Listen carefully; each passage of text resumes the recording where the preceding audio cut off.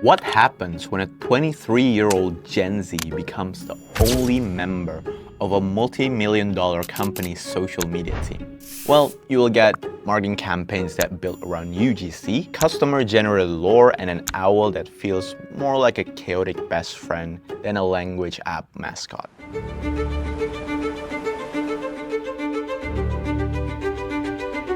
Duolingo didn't just wake up one day and decide to become this unhinged owl brand. And around 2021, something has shifted. It wasn't just their luck, but from that moment, video wasn't just a supporting asset. It became their brand. Behind the memes, the absurd humor, and the viral stunts is a very deliberate funnel strategy. And that's the part most people miss. We analyzed over 50 of their top performing videos and campaigns since 2021 and mapped them against their funnel. And what we found wasn't just randomness. Their humor now becomes sharper, the formats become faster, the distribution become native, and the funnel has become clearer. Well, so in this breakdown, we're gonna be looking at first, the different types of video Duolingo uses, why the strategy actually works, and how they deploy the videos at stage of every funnel. Because copying Duolingo's tone is easy, but understanding why it works, where it works, is much harder.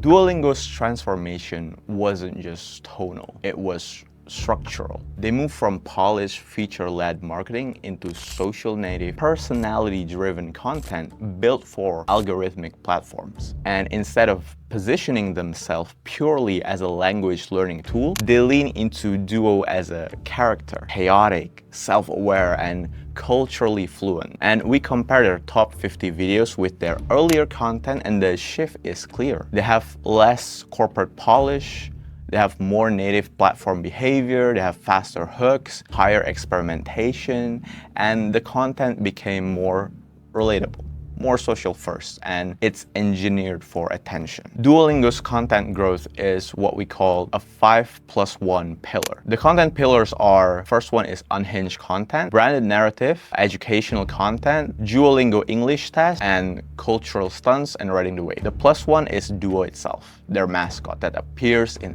every piece of content that they have. And what's actually working, Duolingo has shifted from feature-heavy ads to raw platform-native contents, short-form videos, narrative animations, PR stunts, meme-driven storytelling. Narrative animations have up to 3 million views on their YouTube channel. Their PR stunts averages around 1.17 million views. The humor isn't random. It's structured for distribution, UGC, and comment-driven lore. It strengthens their community, their engagement, especially on platforms like YouTube Shorts, Reels, and also TikTok. They prioritize speed and volume. Even when the individual views are lower, the frequency and velocity compound reach. So their strategy favors experimentation over perfection. And that's what social platforms reward. Their past strategy and what didn't work. Before the shift, Duolingo relied on traditional polished advertising, like TV spots, billboards, feature-driven explainer content. And the problem with those type of contents wasn't just quality, it was misaligned with what they have. The tone lacked emotional connection, the messaging felt too corporate, and the CTAs were sales heavy. The social audiences didn't respond to that hard sell tactic, so Duolingo stopped trying to sell and they started trying to entertain, and the engagement followed. Duolingo's funnel strategy shifted from feature-driven content to engagement-driven content to build a more humanized brand and connect with the younger, social-savvy audiences. On the awareness phase, Duolingo uses viral short humor to grab attention, making up to 50% of their content. And they also repurpose the TV spots into 9:16 format for social media to maximize reach. By mixing this humor, viral content, and repurposed TV ads, Duolingo created awareness and is able to attract new users.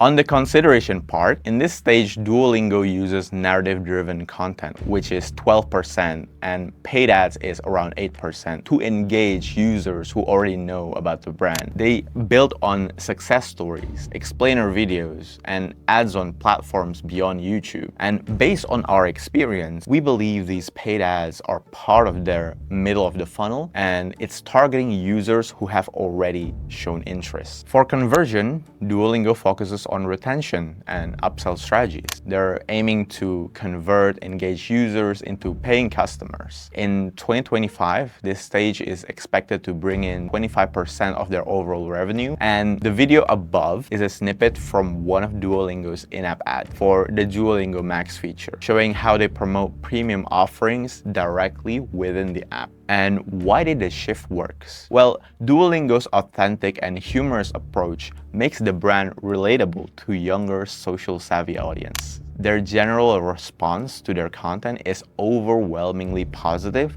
with many viewers showing intrigue and acceptance, and this engagement shows that Duolingo has tapped into what resonates with their audience. And for our data-driven insights, behind the chaotic owl, the strategy is anything but random. It's actually data-driven. Duolingo leverages a machine learning system called BirdBrain.